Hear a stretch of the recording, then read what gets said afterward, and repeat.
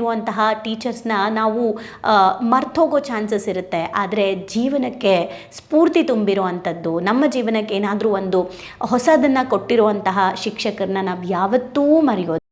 ಒಂದು ವೇಳೆ ದಿನಪತ್ರಿಕೆಯಲ್ಲಿ ಇವರ ಬರವಣಿಗೆ ಚೆನ್ನಾಗಿಲ್ಲ, ಇವರ ಕಲ್ಪನಾ ಶಕ್ತಿ ಚೆನ್ನಾಗಿಲ್ಲ ಅಂತೇನಾದರೂ ಇವ್ರಿಗೆ ಅವಮಾನ ಆಗಿ ಆ ಪತ್ರಿಕೆಯಿಂದ ಇವ್ರನ್ನ ಹೊರಗಡೆ ಹಾಕಿಲ್ಲ ಅಂದಿದ್ರೆ ಮೇ ಬಿ ಡಿಸ್ನಿ ಸ್ಟುಡಿಯೋ ಅನ್ನೋದು ಕಟ್ಟಕ್ಕೆ ಆಗ್ತಾನೇ ಇರಲಿಲ್ಲ, ಆಸ್ಕರ್ ಪ್ರಶಸ್ತಿಗಳು ಪಡಿತಾನೇ ಇರಲಿಲ್ಲ ವಾಲ್ಟ್ ಡಿಸ್ನಿ ಅವರು ಅಂತ ಹೇಳಿ.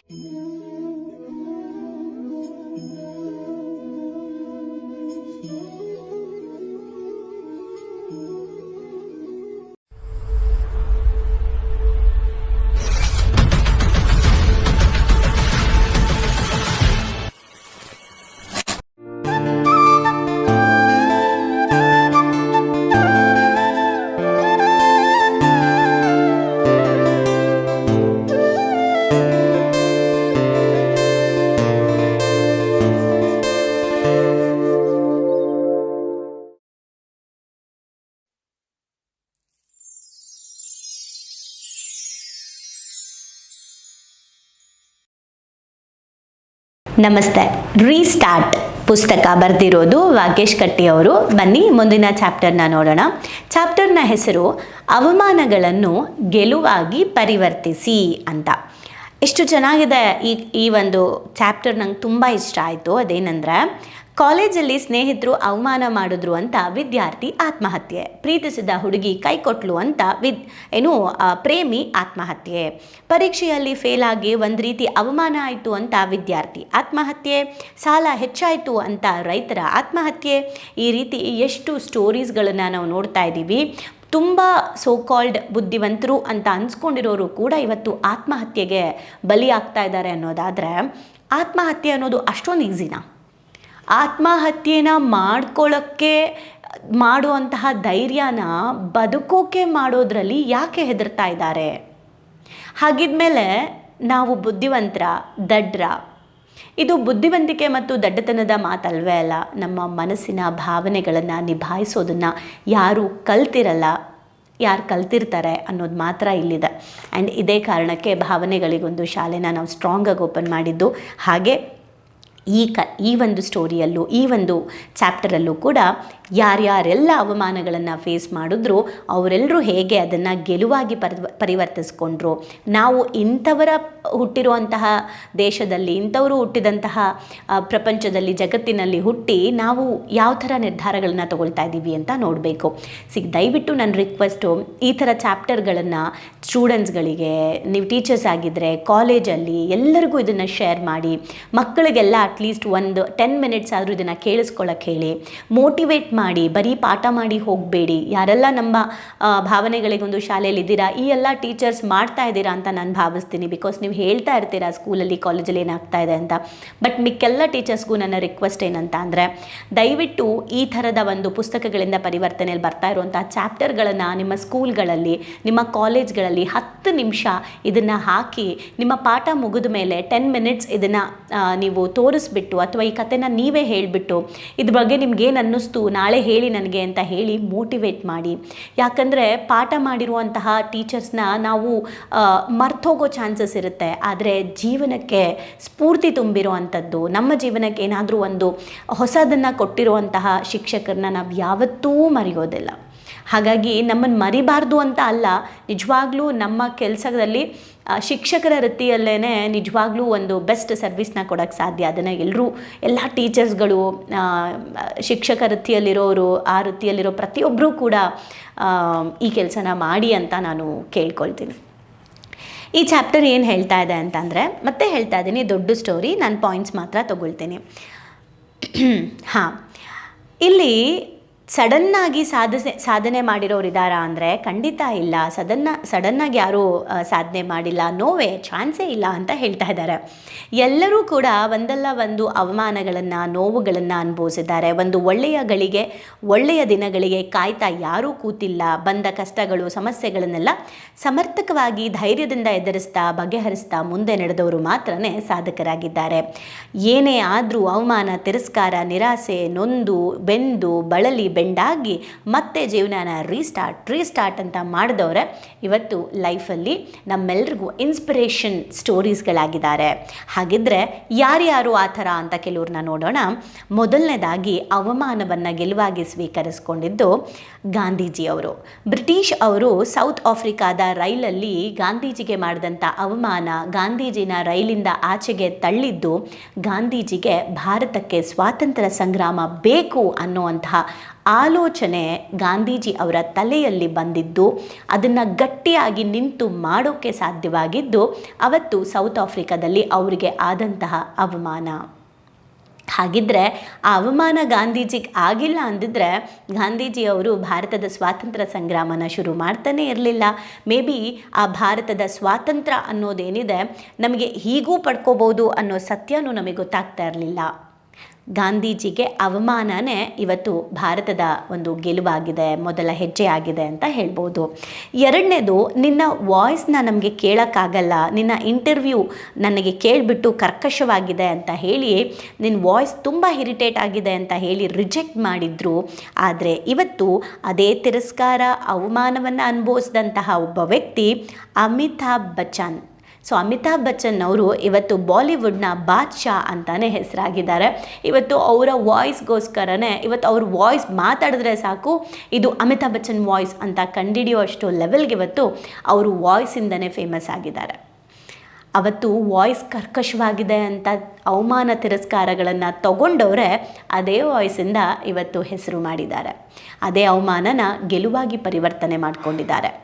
ಅದೇ ರೀತಿ ಒಂದು ವೇಳೆ ದಿನಪತ್ರಿಕೆಯಲ್ಲಿ ಇವರ ಬರವಣಿಗೆ ಚೆನ್ನಾಗಿಲ್ಲ, ಇವರ ಕಲ್ಪನಾ ಶಕ್ತಿ ಚೆನ್ನಾಗಿಲ್ಲ ಅಂತೇನಾದರೂ ಇವ್ರಿಗೆ ಅವಮಾನ ಆಗಿ ಆ ಪತ್ರಿಕೆಯಿಂದ ಇವ್ರನ್ನ ಹೊರಗಡೆ ಹಾಕಿಲ್ಲ ಅಂದಿದ್ರೆ ಮೇ ಬಿ ಡಿಸ್ನಿ ಸ್ಟುಡಿಯೋ ಅನ್ನೋದು ಕಟ್ಟಕ್ಕೆ ಆಗ್ತಾನೇ ಇರಲಿಲ್ಲ, ಆಸ್ಕರ್ ಪ್ರಶಸ್ತಿಗಳು ಪಡಿತಾನೇ ಇರಲಿಲ್ಲ ವಾಲ್ಟ್ ಡಿಸ್ನಿ ಅವರು ಅಂತ ಹೇಳ್ತಿದ್ದಾರೆ. ನಮಗೆಲ್ಲ ಡಿಸ್ನಿ ನೆಟ್ವರ್ಕ್ ಗೊತ್ತಿದೆ, ಡಿಸ್ನಿ ಚಾನಲ್ ನೋಡಿದ್ದೀವಿ ಅಲ್ಲ, ಅದನ್ನು ಸ್ಟಾರ್ಟ್ ಮಾಡಿದಂಥವ್ರು ವಾಲ್ಟ್ ಡಿಸ್ನಿ. ಇವ್ರಿಗೆ ಕ್ರಿಯೇಟಿವಿಟಿ ಇಲ್ಲ ಅಂತ ಹೇಳಿ ಹೊರಗಡೆ ಹಾಕಿದ್ರು. ಇವತ್ತು ಕ್ರಿಯೇಟಿವಿಟಿಯಲ್ಲಿ ಡಿಸ್ನಿ ಒಂದು ಏನು ಎತ್ತದ ಕೈ ಅಂತಲೇ ಹೇಳ್ಬೋದು. ಯಾರೆಲ್ಲ ಯಾವ ವಿಚಾರದಲ್ಲಿ ಅವಮಾನನ ಅನುಭವಿಸಿದ್ದಾರೆ ಅದೇ ವಿಚಾರಗಳಲ್ಲಿ ಗೆಲುವಿನ ಮೆಟ್ಟಿಲನ್ನು ಕೂಡ ಆ ಅವಮಾನವನ್ನು ಪರಿವರ್ತನೆ ಮಾಡಿಕೊಂಡಿದ್ದಾರೆ ಅಂತ ಹೇಳ್ಬೋದು.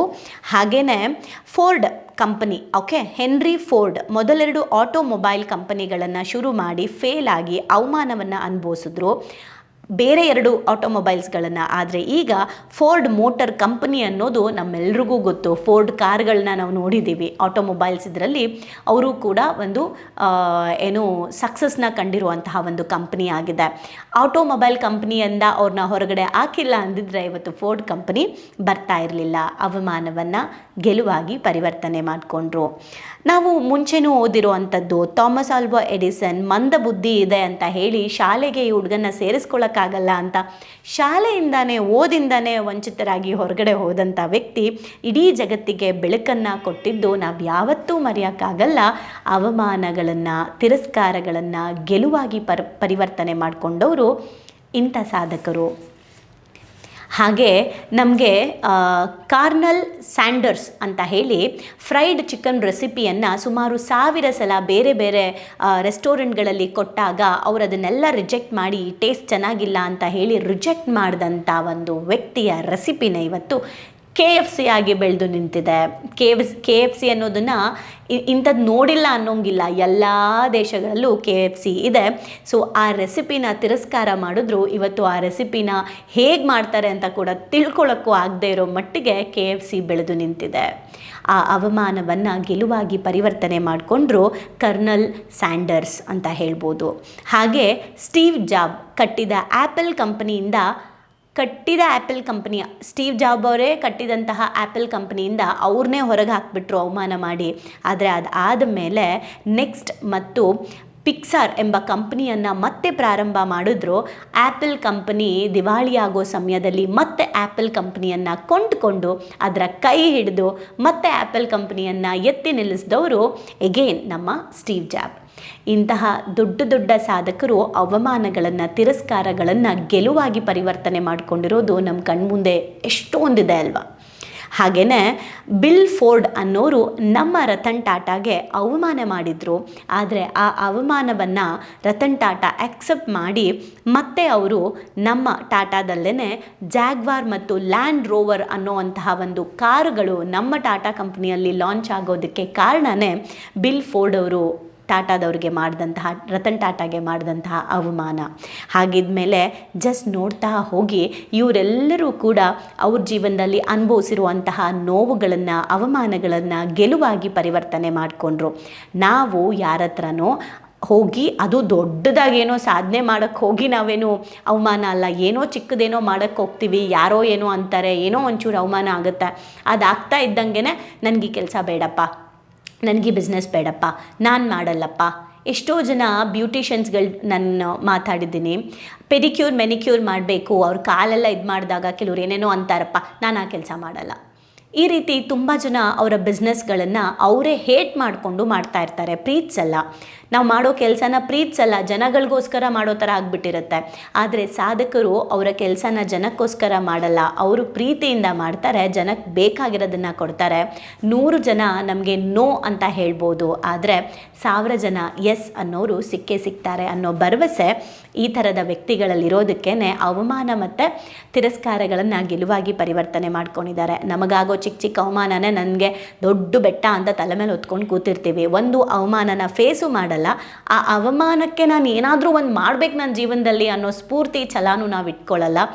ಬಿಡು ಹೆಂಗಿದ್ರು ಅವಮಾನ ಆಗ್ತಾ ಇದೆ ಅಂದ್ಬಿಟ್ಟು ನಮ್ಮನ್ನು ನಾವೇ, ಅವರು ನಮ್ಮನ್ನು ಅವಮಾನ ಮಾಡೋದಕ್ಕಿಂತ ನಾವೇ ನಮ್ಮನ್ನು ಅವಮಾನ ಮಾಡಿಕೊಂಡು ನಾವೇ ನಮ್ಮನ್ನು ಕುಗ್ಗಿಸ್ಕೊಂಡು ಹಾಗೆ ಕೂತ್ಕೊಂಡ್ಬಿಡ್ತೀವಿ. ಹಾಗಾಗಿ ಇಲ್ಲೇನು ಹೇಳ್ತಾ ಇದ್ದಾರೆ ಅಂದರೆ, ಹೇಗೆ ತಾಮ್ರನ ಕಾಯಿಸಿದ್ರೆ ಅದು ತಂತಿ ಆಗುತ್ತೋ ಹಾಗೆ ನಮ್ಮ ಜೀವನನೂ ಕೂಡ ಕಾಯ್ದಷ್ಟು ಕೂಡ ನಾವು ಕೂಡ ಸ್ವರವನ್ನು ಕೊಡುವಂತಹ ತಂತಿಗಳಾಗ್ತೀವಿ ಅನ್ನೋದನ್ನು ಮರಿಬಾರ್ದು. ಅವಮಾನಗಳನ್ನು ಯಾರು ಎದುರಿಸ್ತಾರೋ ಅವರೇ ಜೀವನದಲ್ಲಿ ಅಭೂತಪೂರ್ವ ಯಶಸ್ಸನ್ನು ಕಾಣ್ತಾರೆ. ತಪ್ಪುಗಳು, ಸೋಲುಗಳು, ನಿರಾಶೆ, ಅವಮಾನ, ತಿರಸ್ಕಾರ ಈ ಲೈಫಲ್ಲಿ ಹಾದು ಹೋಗದೆ ಜೀವನದಲ್ಲಿ ಸಾಧನೆ ಮಾಡ್ತೀನಿ ಅಂತ ಅಂದ್ಕೊಂಡ್ರೆ ಸಾಧ್ಯ ಇಲ್ಲ ಅನ್ನೋದನ್ನು ತಿಳ್ಕೊಳ್ಳಿ. ಪಶ್ಚಾತ್ತಾಪ ಮತ್ತು ಆತಂಕಗಳಲ್ಲಿ ನಮ್ಮ ಸಮಯನ ಸುಮ್ಮನೆ ವ್ಯರ್ಥ ಮಾಡಬಾರ್ದು. ಗುರಿ ಕಡೆಗೆ, ಸಾಧನೆ ಕಡೆಗೆ ಹೆಜ್ಜೆ ಇಡೋಕ್ಕೆ ಶುರು ಮಾಡಿದ್ಮೇಲೆ ಹಿಂದೆ ತಿರುಗೋ ಮಾತೇ ಇಲ್ಲ ಅನ್ನೋದನ್ನು ಇಲ್ಲಿ ಹೇಳ್ತಾ ಇದ್ದಾರೆ. ಸೊ ಈ ಎಲ್ಲ ಸಾಧಕರು ಕೂಡ ಅವರ ಲೈಫಲ್ಲಿ ಮಾಡಿರೋದೇನು ಗೊತ್ತಾ, ಅದರಲ್ಲಿ ಕೊನೆಯದಾಗಿ ಒಂದು ಮಾತು ಹೇಳ್ತಾ ಇದ್ದಾರೆ, ನೀವೇನಾದರೂ ಈ ಥರ ವ್ಯಕ್ತಿಗಳಾಗಿ ನಿಮ್ಮ ಜೀವನದಲ್ಲಿ ನಿಮ್ಮ ಅವಮಾನಗಳನ್ನು ಗೆಲುವಾಗಿ ಪರಿವರ್ತನೆ ಮಾಡ್ಕೊಳ್ಳೋಕ್ಕೆ ಇವತ್ತಿಂದ ನೀವು ನಿರ್ಧಾರ ಮಾಡೋದಾದರೆ congratulations, work hard until your signature turns into autograph ಅಂತ ಹೇಳ್ತಾ ಇದ್ದಾರೆ. ನಮ್ಮ ಸಿಗ್ನೇಚರು ಆಟೋಗ್ರಾಫ್ ಆಗಿ ಬದಲಾಗಬೇಕು. ಈಗ ನೋಡಿ, ನಮ್ಮ ಹತ್ರ ಯಾರಾದರೂ ಬಂದರೆ ಏನಾದರೂ ಪೇಪರ್ಗೆ ಏನಾದರೂ ಇಲ್ಲಿ ಸ್ವಲ್ಪ ನಿಮ್ಮ ಸಿಗ್ನೇಚರ್ ಹಾಕಿ ಅಂತಾರೆ. ಯಾರಾದರೂ ಬಂದುಬಿಟ್ಟು ನಿಮ್ಮ ಆಟೋಗ್ರಾಫ್ ಕೊಡಿ ಅಂತ ಕೇಳ್ತಾರಾ? ಇಲ್ಲ. ಬಟ್ ನಾವು ಹಾಕೋ ಸಿಗ್ನೇಚರೇ ಆಟೋಗ್ರಾಫ್ ಮಾಡ್ಕೊಂಡಿರುವಂತಹ ಎಷ್ಟೋ ಸಾಧಕರನ್ನ ನಾವು ನೋಡಿದ್ದೀವಿ. ಹಾಗಂತ ಅವರೆಲ್ಲರೂ ಹುಟ್ಟಿದಾಗಲೇ ಸಾಧಕರಲ್ಲ, ಅವಮಾನ ತಿರಸ್ಕಾರಗಳನ್ನು ಅನುಭವಿಸಿ ಸಾಧಕರಾಗಿದ್ದಾರೆ.